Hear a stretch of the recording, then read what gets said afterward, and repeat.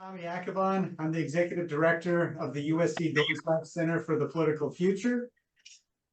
Each semester, we hold ideologically diverse fellows on this campus so that they can teach students, mentor students, and become friends with students. This semester, we were fortunate enough to have Addisu Demissie as one of those fellows. Addisu has honored us by extending an invitation to his friend and someone he's worked with extensively, U.S. Senator Cory Booker. The students in the room today have just watched the documentary Street Fight, which follows the 2002 mayoral campaign in Newark, New Jersey, where then council member Cory Booker attempts to unseat longtime Mayor Sharp James. Today's discussion will be civil, open-ended, and the students will ask all the questions that's on their minds. We're going to move to that section. Addisu, I'll leave it in your capable hands. Have a good evening, folks. Thank you. Thanks, everybody watching. Senator Booker, it is good to see you, my friend. It is good to see you. I'm sorry we had expected this to be with me sitting in a very well-lit office, having a conversation with everybody, but I apologize. The President of the United States asked to meet with this bipartisan group of senators to discuss a lot of the issues going on, obviously, around the world, from Ukraine to Israel to more. Okay, that's a light flex and a great for your authority. Are you headed home right now? No, I'm in the car right now with this USC graduate here, who's my body person, and is threatening to leave me for law school soon. So if she leaves me that way, USC's dead to me. Got it. Well, we did just watch Street Fight, Senator, and first of all, thank you for being here. Sydney, thank you for driving. Keep your eyes on the road. Thanks, Addisu. You're welcome. You're welcome. We did just watch Street Fight. We also, I had forgotten that your one career touchdown in your Stanford football career happened against USC. It's in the film, so I think they've all forgiven you for that. But I'm going to ask you one question, then I'm going to open it up to the folks from the study group here. We did just watch Street Fight. And so it's a really simple question, which is, what lessons from that race do you still take with you today? Do you remember? Have you watched the movie recently? But anything that you sort of remember from that losing race that you've carried on into future successful and unsuccessful campaigns? I mean, there's so many lessons from that race that I still hold very dear to me. I mean, we had no right in many ways to be in that race. And I think that one of the reasons why we were able to fight so well in a race that became, against the most powerful machine in New Jersey in many ways, was because we did have such authentic connections to the community and to people who were willing to put a lot on the line for me. And I still hold the map in my Senate office of the actual campaign map we used in my city council race 25 years ago, as just this constant reminder: stay connected to the people that believe in you, that sacrifice for you. Because after that race, I was getting job offers all over the country, including internationally. And I will never forget, people were losing their jobs because of their affiliation with my campaigns. There were people getting, their businesses still being raided by inspectors, and a lot of the people that stood with me, and almost to one of them, they would say things to me like, "We don't regret what we did. We just hope that you'll not give up." And so I'll never forget that kind of commitment that I got from people who believed in me enough to be willing to put a lot more on the line, ultimately, than I was putting on the line. And so connection to community, staying grounded, and I'm honored to still live in that same neighborhood where Brick Towers stood, and still be a part of that community for more than a quarter century now.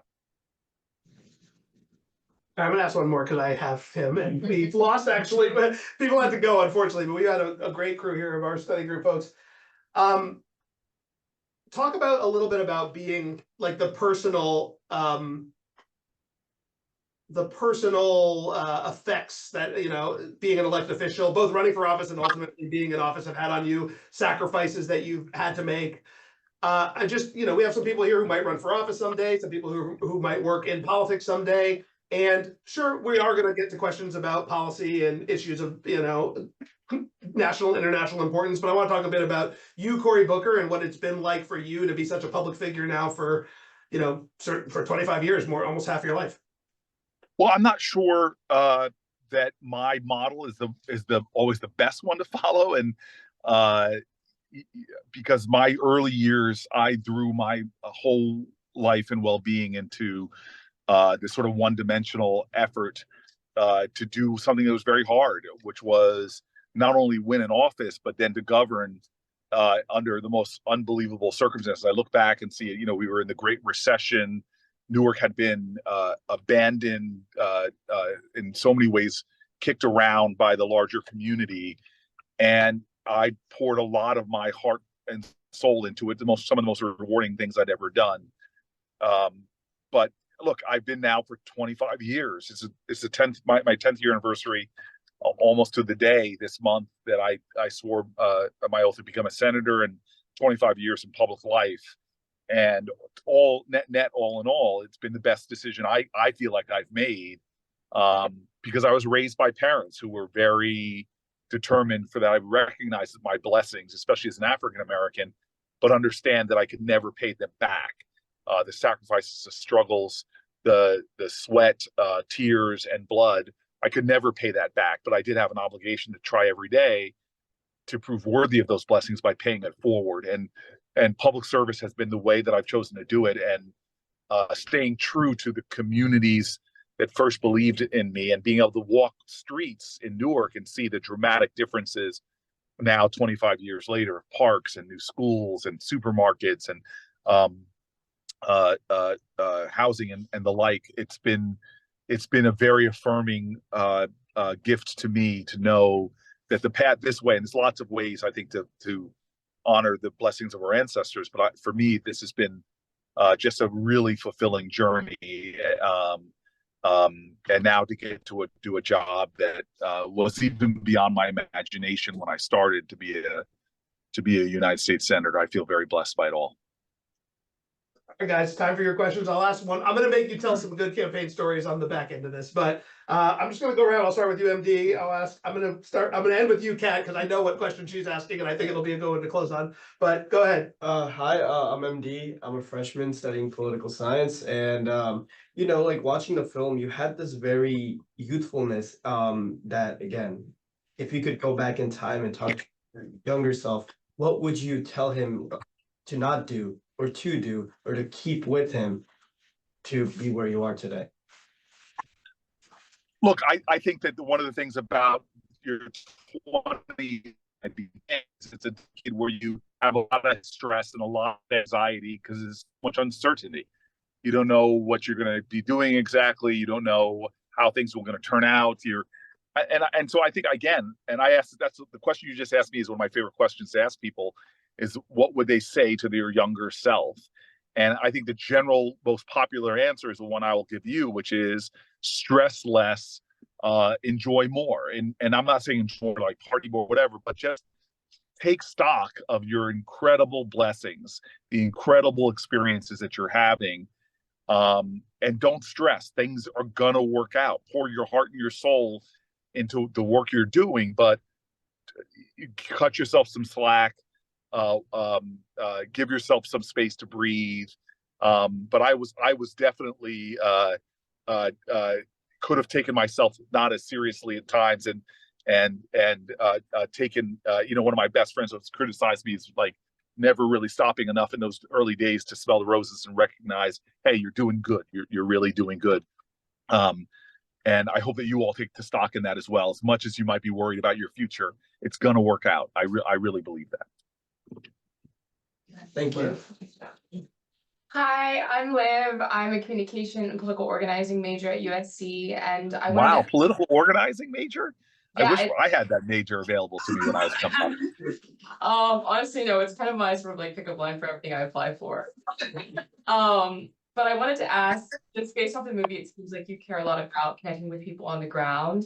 And I know, like, since reaching higher office, your constituents have grown. How do you maintain like a connection with those people, and like how has that changed with the media space that we're in currently? Like, does that help or hurt you in that way? How does it change the media space that we're in? What was the last part of the question? How has the media space changed those relationships? Like, do you think the introduction of the digital age has like helped them or hurt them? Yeah. So first of all, I cannot tell you how much of a benefit it is to me is to stay connected to the communities that that first got me into politics. And so I think I'm the only United States senator that still lives in a low income Black and brown community where people see me, jogging the streets in the neighborhood and really connecting with people. And I still get, even earlier this weekend, jogging in Newark, people still roll down and express their appreciation for never leaving the community. And for me, that's it's a point of pride, but it's also a blessing because a lot of the issues that are debated down here in Washington, D.C. or discussed, I know the power of, my ag bill working to help expand urban agriculture, or what it means to have the child tax credit, or the power of getting lead pipes out of the ground because people don't have access to clean drinking water, or I should even say the urgency of a lot of issues that are still unaddressed. I go home and hear about them. And so if there's anything a joke I always make, that Addisu, who's probably heard all of my jokes, all too many, but I used to always say that I got my BA from Stanford, but my PhD on the streets of Newark. And I have been gifted by my community so much. And so you're doing community organizing. My hero when I was coming out of law school was a guy named Jeffrey Canada, who moved into Harlem and started something called the Harlem Children's Zone. I think he got a MacArthur Genius Grant for the work and what he created, but he is authentically from that community, became a part of the community he was seeking to serve. And a lot of the community organizing I had done before that, everywhere from East Harlem to East Palo Alto, I had been going into the communities and then leaving the communities at night. And so I just can't encourage you enough, if you're thinking about service, whether it's public office or what have you, is to be really authentically connected to the community, and never to lose that connection. Do things that help you do that. Now, on a larger scale, I now represent 9-10 million people, and that takes a lot of work to hear the diverse voices of my state, to have experiences. And Addisu tried to make a big deal out of this during our campaigns about, Cory's a person that puts himself in that. So whether it's me, going out in cranberry bogs up to my waist in water to talk to those farmers, to working side by side with farm workers, to really trying to go out and learn from different communities, from praying and everything from mosques to synagogues to churches to Hindu temples. I really love the part of my job that gives me the chance to connect with folks from different backgrounds. But I have to say, time and time again, I draw from my own lived experiences, which brings me back to a community like Newark, who has just given me so much in terms of just expansion of empathy, understanding, connection, as well as now some very firm roots. Thank you. Oh, media. Yeah, I think that was an important part of the question. Yeah. I'm gonna force you. I am old, not as old as Addisu. I think he's like 59, 60 now. But social media transformed my leadership in a way that I if we had more time, I would tell you longer stories. But in the early days of social media, we were social media innovators and found very creative ways to leverage these platforms to achieve our strategic objectives. I was an early person on Twitter to get past 1 million followers, and used it to highlight my city and to make Newark not just a cause for the community, but a national cause. We did some very innovative things on social media to dramatize, to advertise, to rebrand. And I think that you all are growing up at a different time, where when I was a child, media was a unifying force in America. Everybody watched the last episode of MASH. everybody watched the miniseries Roots. I'm really aging myself, Addisu. But these media was cultural anchors beyond even sports, which is still a bit of that. But I started to see the fracturing of media while I was rising, and understanding though that having a device like the one I'm holding that can literally disintermediate, or that could take away from local media. Everything I said before social media, I had to filter through some established newspaper or what have you. I realized I could take a lot more control of my media, and maybe not have the same thing, but I still remember a battle I did with the Tonight Show host, where I knew immediately he had, a few million people that watched the Tonight Show. I could do video content that could get more people watching the video content I'm creating than are watching the Tonight Show, and draw in traditional media that they have to follow what I'm tweeting or the video content I'm putting up. So I'm just telling you all what you all are is digitally native, social media native. And I have a lot of thoughts about the damaging things that fractured media, social media has done, that these platforms that are controlled by these companies, I have a lot of critique about that. But these are still tools that organizers in the civil rights movement did not have. And to a creative, savvy leader, you can find ways to leverage these tools that could get a lot of good things done. And very practical things. Like, I remember challenging my whole city that if you see something wrong, tweet at me and I will address it. And it actually ended up being a system of accountability for my municipal employees. I would find out about traffic lights out before my traffic engineers would, about water main breaks before my water department. But more importantly, spiritually for our city, they started saying, wait a minute, this is not e-government, this is we government. I am now a partner with the mayor in finding things that are wrong and seeing how responsive this guy will be in the middle of the night, responding to tweets, or getting up myself and going out to those conditions. And it just became a way not only for the larger nation to follow what was happening and get engaged with it, but also a very practical technique. So that's just one example of how the changing media environment offered us an opportunity to redefine leadership in the 21st century. Now, the thought of a elected official not using social media, it seems crazy, but at the time we were one of the early movers and really helped to shape the way these platforms are used. Guys, go ahead. Hello, I'm Yoav. I'm a junior studying political economy here at USC. Thank you so much for coming to speak to us, Senator Booker. I wanted to say hi to Sydney as well. So obviously you've run for president before. We have someone in the room. I've also run from the president before, so for and from. So that president is obviously currently running, or planning to run, we think, again in this election cycle. He won't be there in 2028. So with someone who maybe has a vested interest in knowing in the room if you're running in 28, you don't have to confirm anything, but are you thinking about it? Is it something that's rattling around in your head? Are you even considering it? Yeah, look, one election at a time. I just left the president of the United States. I wish America could have seen the conversation we just had, because a lot of people say Biden's too old. I mean, the sharpness of his intellect, the insights that he was giving a bipartisan group of senators. This dude I just came out of a meeting where everyone left impressed.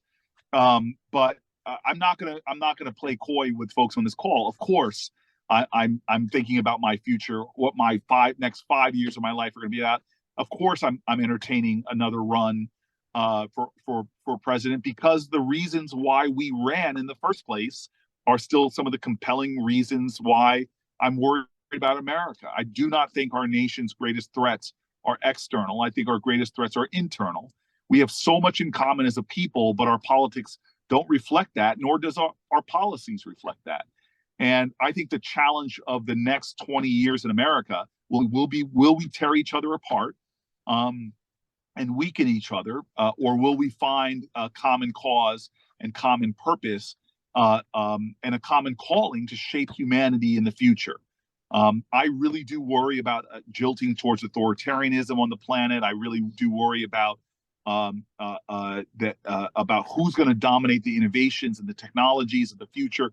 America, I think, has a role to play, both for its own people, unfinished business here to do, to continue to try to be the nation, the best nation on the planet Earth, to cultivate its own children, to create the highest and best lifestyles, but also a place that is playing a pivotal role in showing what humanity can be, a place where diverse people from different backgrounds, different faiths, that when they come together, there's nothing that they can't achieve. And so those are the compelling things that I'm still shaping, that still shape my politics. It's why I wrote a book called United.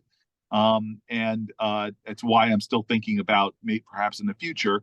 But the immediacy of the urgencies of this moment right now, both domestically and internationally, make me sometimes think about that as I'm falling asleep or writing in my journal. But the focus right now for me is dealing with the challenges before us, and some of the frightening people out there that are still saying things that are not out of step with the Democratic Party, but really out of step, I think, with where the majority of Americans want to do and want to be. And so I have a role to play as one of 100 senators. Good answer, Cory. Go ahead, sir.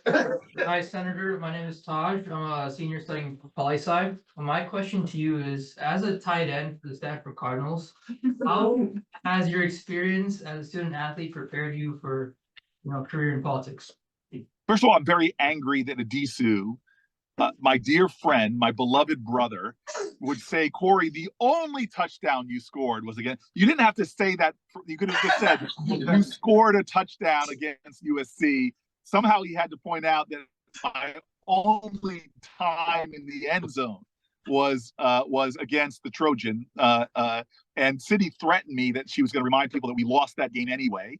So I just feel like I've been diminished in the eyes of these young people by my own family, for crying out loud. Look, everything that I am, I owe to faith and family and the community I grew up in, and so many people. But I would not be sitting here talking to you if it wasn't for football. Number one, I got into Stanford. Really, I was joked not because of grades, but because of a 4.0 and a 1600, 4.0 yards per carry, 1600 receiving yards my senior year in high school as a high school All-American. I mean, I was very blessed that football opened up a lot of opportunities, and it forged my earliest experiences as a leader, as a part of a team. It taught me lessons about grit and guts and delayed gratification. It in so many ways, it was such a formative experience. I would not be who I am today if it wasn't for sports. But again, there are so many pathways to learning lessons, from people who play instruments to people who've had challenging life experiences that have forced them to forge certain skill sets under fire, under adversity. So I love college sports. I'm working really hard right now to save college sports on name, image, and likeness issues, and protecting college athletes. I've got a bipartisan bill that's based off of the Athlete's Bill of Rights and things like that.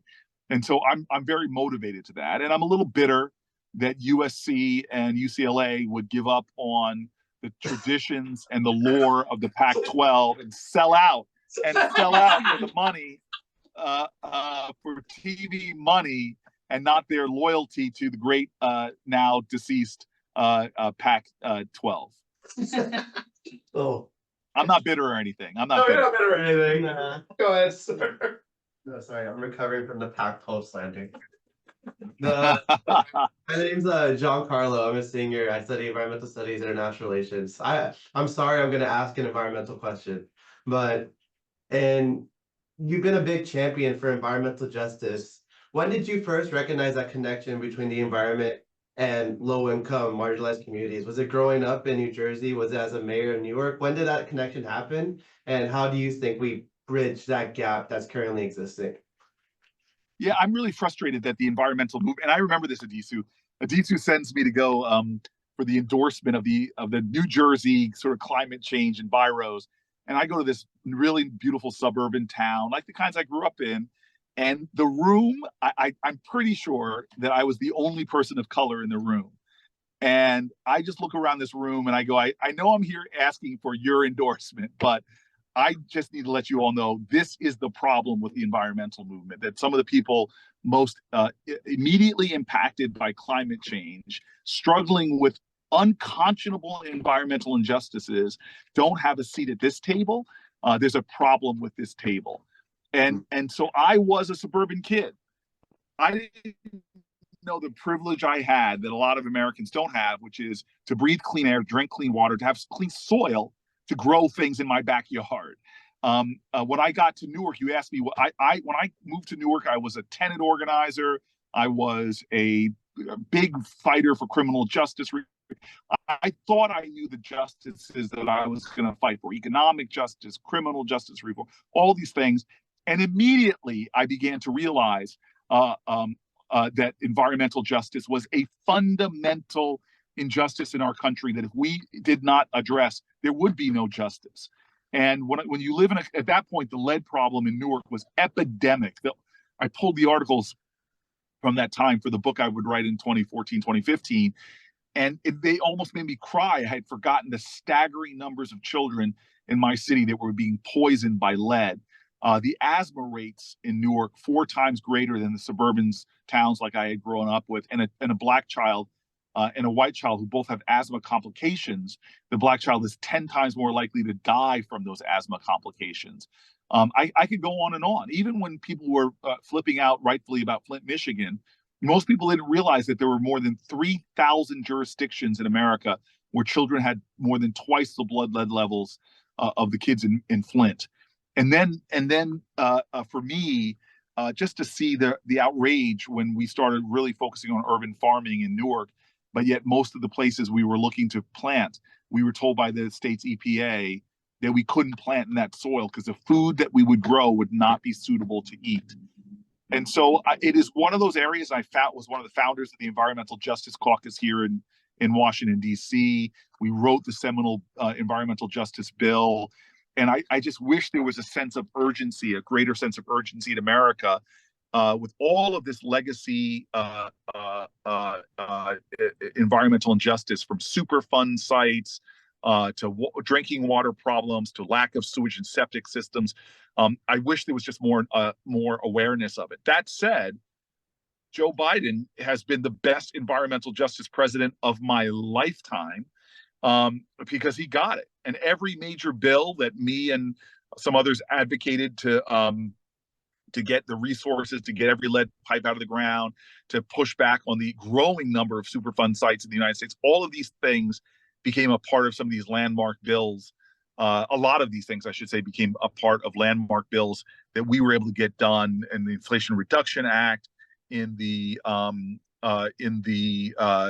infrastructure bill, and even this. The agriculture is one of the greatest crises we have in terms of whether it's the chemicals, pesticides and herbicides we use, to the horrific impact of major factory farms, and to even get a lot of gains in some of our ag related work to deal with climate change and to support farmers in making transitions to more regenerative farming.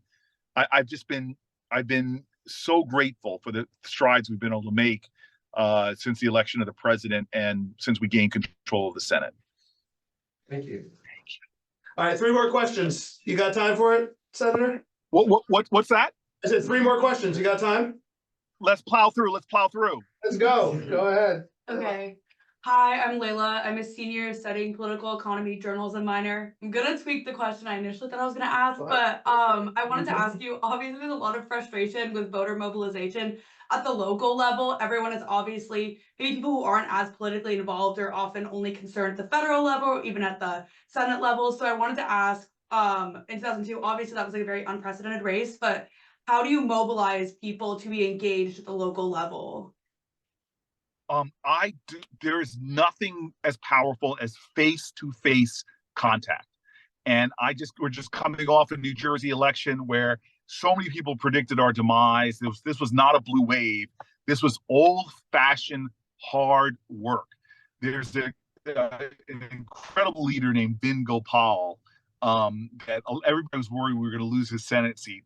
This dude and his grassroots organizers went out and just got to know their electorate. So there's a lot going on in this country right now and a lot of issues that move it, but there's nothing like old-fashioned organizing. And if you haven't read Team of Rivals, Doris Corn's good one, read it, because there was a section in it that made me stand up, bring it into my office at the time. I was in Newark at the time, because it was all about Lincoln and his organizers going door to door, community to community, and doing the kind of grassroots contact and voter mobilization that we did in Newark, New Jersey. I was amazed at the parallels between this was going on. Nothing is as powerful, and I've seen a lot of the political science research. Nothing as powerful as people-to-people contact, and that's why a lot of people forget that they are powerful. Like, more so than a paid ad that Addisu made me buy for my election is more persuasive is you all talking to your community of friends, even if it's on social media, you saying to people, these are the issues I care about, this is what I'm voting, are going to mobilize more people than if they watch a political ad. And so I'm just a big believer still to this day on national elections, state elections, county, city, that we need a grassroots force of people. And Addisu, I'll tell you, I was just blown away in my presidential campaign by the organizers that you hired, their commitment to understanding that that's so critical. And the hard work of campaigns all across America are done by committed young people who are changing the destiny of this country in ways that I hope they appreciate. I'm gonna ask one, and then Kat, you have the honor of doing the last, and then we'll let you close up, Cory, if you want anything to say. I'm gonna ask you to tell a good story from your campaign experiences. What's the one story? Let's talk about your presidential campaign, because I was there. I can corroborate or tell you if you're embellishing the story at all. But the one anecdote that sticks with you that you think about today, and you think, you know what, despite the fact that we lost, it influences the way you work every day, or reminds you why you're in this business still to this day. Look, I love the fact that, Addisu, that we decided that we were going to run a campaign not based on polls, not based upon what we were seeing from focus groups and the like. That this was the reason why we were going to run, and we were going to talk about it everywhere we went. And if it wasn't what America wanted or didn't click, then so be it. But we were not going to chase folks. And I remember how grateful, I still remember some of the interviews we did with major news outlets where they said, all right, there's 27 people running for president in this primary, but only 6 of you do we really know why you're running. Like that you're not trying to morph yourself to what you think, but you're running from a place of authenticity. Whether you agree with Bernie Sanders or not, we knew why he was running, and I was proud of that as our campaign, is we stayed true to the reasons of why you got into that. And there's nothing I can say more to the folks listening is the power of authenticity and being who you are. And there's nothing wrong with being ambitious in politics. But I remember I was doing a live version of this at a school, and then afterwards asked to have dinner with whatever group was sponsoring me. And there was 10, 15 students, and we were going around. And I still remember back to back, I was asking me, what do you want to do? This person was like, I don't know what I want to do. I love kids. I'm worried about children. And they went on about this for a while. And I listened to them. And I said, great. And then I said, the next person, and they just said, I want to be president of the United States. And I looked at them both, and I just said to them, I said, look, life is about purpose and not position. And knowing what gets you up, if it's just to get in a job, you're going to have jobs are going to come and go. But I want to know what motivates you, what inspires you, what gets you going. And that's the kind of leaders I want, because I've seen this in my political career. People who are just about staying in their position, then they're the ones that I see that are being corrupted, and not necessarily in the legal sense of the word, but their moral compass is very questionable, as opposed to those people that are saying, I will lose my office. I don't care if it means doing right on this issue. And I have been at my worst when I have worried about the politics of something. I am at my best, and now I'm older and more confident even, when I am concerned about the righteousness of the issue. And that means often sitting in the saddle and risking not being popular, and being yelled at and screamed at by people who have good intentions themselves. But the most important thing I can tell people to do is to know your sense of purpose, know your values, what are the lines that are so much more important than any job, because jobs come and go. But I just think that what's most important is that you're showing up every day of your life being the most fearless and authentic version of yourself, because that's what the world needs. One of my favorite quotes that I read early in my career was that everyone is born an original, but sadly most die copies. Please be like the most unapologetic version of yourself. You're going to grow, you're going to change, your values will change over time too. But I'm tired of people that are just trying to triangulate their lives or morph their being just to achieve some position, as opposed to living their life with a clarity and definiteness of purpose. All right, Kat's going to bring us home with a question, and then Senator, I will give you the floor for whatever you want to say, and you can go to bed. It's late on the East Coast. Go ahead, Kat. Hi, Senator Booker. My name is Kat Cornish. I am a senior studying political science and public relations at USC.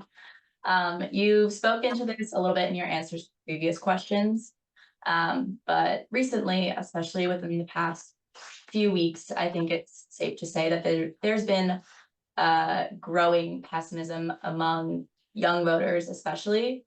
And my question to you is, what is your message to these young voters in particular, who, in my opinion, need optimism more than anything else right now? Well, I don't like the words pessimism and optimism. I'm not necessarily looking for an optimist. You know, I think hope is scarred. It is hope is real hope is wounded. It has to be resurrected every day, because hope is not the absence of despair. Real hope is unflinchingly looking at all of the realities of the world, not candy coating them, just saying this really sucks. But I'm going to choose hope anyway, because hope is the active conviction that despair won't have the last word. I think cynicism is a refuge for cowards, people that throw up their hands and say, oh, no matter what I do, nothing's going to change. Well, get the heck out of the way for those people that, despite seeing the same awful circumstances that you do, are using their moral imagination, the force of their will, to try to find reasons to hope and to be an agent of hope themselves. So I don't know anybody that is alive right now in America that can do what my mom's generation did in the midst of horrific killings and violence against Black people, where there just seemed like no hope for civil rights. Remember, in the 50s, the backlash against the NAACP after the Brown case, the lynchings that were still going on, and yet amidst all of that horror, they still found a way to be agents of hope, reinventing the ideas of activism. There weren't sit-in movements and freedom rides back in those times, but these young people, my mom, when she was in college, literally invented a new way to move forward by not surrendering to cynicism about their government when their government was doing horrible things. There's this woman, Alice Paul, from my state, New Jersey, who was so frustrated that the suffrage movement was seeming to stall, wasn't making a difference. And instead of surrendering to that pessimism or cynicism, she just said, screw it. She was about your guys' age, if not a little bit older. And she did something that had never been done before. Nobody ever in the history of America had ever protested in front of the White House. And they called it a silent protest. She just stood there with signs. And people were so angry at her. How dare a woman do this and protest the president during a war, World War I, that they just came to jeer her and yell at her.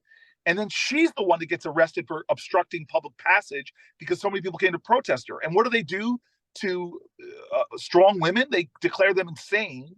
They threw her in an insane asylum. And before Gandhi, she went on hunger strikes, and they wouldn't let her do the hunger strikes. They forced tubes down her throat to crack eggs into the funnels to force food into her mouth.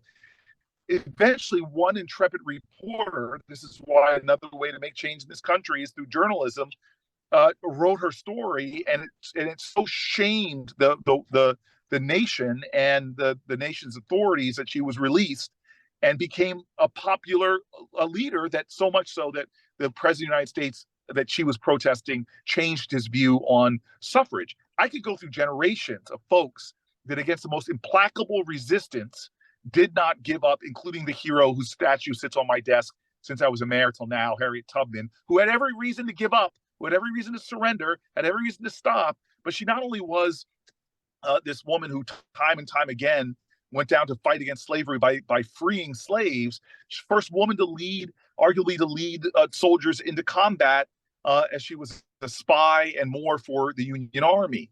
So all these heroic people that we laud, how dare we in our time with all of our privilege ever surrender to cynicism or say, oh, it's just so bad, or give up on this damn government where people have fought this government in generations past, got involved in government in times past, pulled, the activism that got some of the early blacks elected in the United States Congress.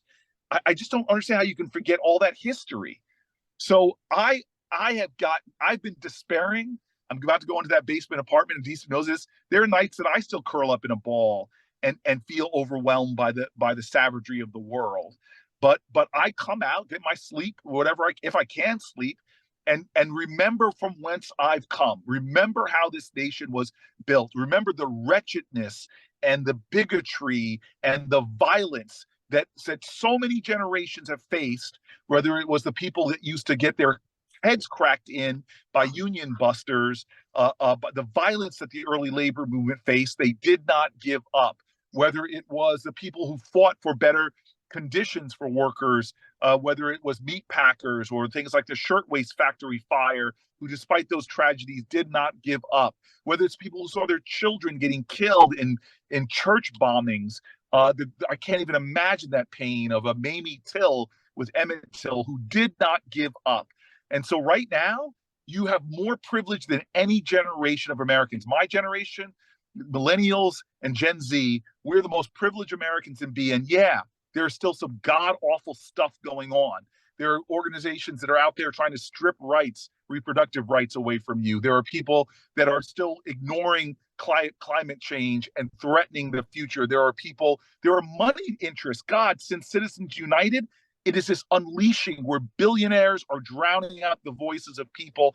I could go through all the things that are wrong right now, but it is up to you to make them right, not to throw up your hands and surrender. We need people that have the Alice Paul, the Freedom Riders, the Goodman Cheney Schwerner who died for this country. We need more people like that. Your generation, like my generation, owes a debt that we can't pay back. Are you willing to pay it forward? Maybe not in blood. Maybe you won't be called to bleed like past generations have, but you should be sweating and struggling and contributing through your work to make this country, to bend this country more to the will and the righteousness of the ideals that we profess. There is no way you can put your hand over your heart and say liberty and justice for all without either being complicit in its lack of achievement at this point or being determined to take your hand off your heart and put it to work trying to move this country forward. That's what I believe is the call of right now. And I think that we could have the privilege of past generations of Americans, like my mom's generation, that when we're done and we're ready to hand that torch over to still an imperfect union, that we've at least advanced the ball down the field enough, even if we don't get in the end zone and dance like I did against USC. That was awesome. Senator, anything you want to say before you go put your head on your pillow? It's really I love Addisu. I have had many people. I met many people on this journey He has been friend, brother, teacher to me. You guys, I've had him as my teacher. I've been in the trenches with him. I've been there's an old blessing I hope you guys can say, that God give me at least one friend who really knows me and still loves me anyway. So I'm blessed to have a true friend in Addisu in that category, and you all are blessed to have him. Life is about networking. Don't just take his class and then leave. He's definitely somebody that for the rest of his life is going to be at the center of a lot of major governmental and political and philanthropic work in the future. I hope that you guys take your time to get to know him and stay in touch with him, because I'm sure as you all go in your careers, you will bless him as he will bless you, and whether it's advice, input, or connections, what have you, he's a guy to keep in your life. Senator, thank you. I hope you can solve the problems of the world while you're down there. I really appreciate you taking some time from the car to do this with us after trying to solve it. I love you, brother. Thank this USC graduate. Oh my gosh, we love you guys. Thank you, thank you. All right. Goodbye, everybody. Thank you.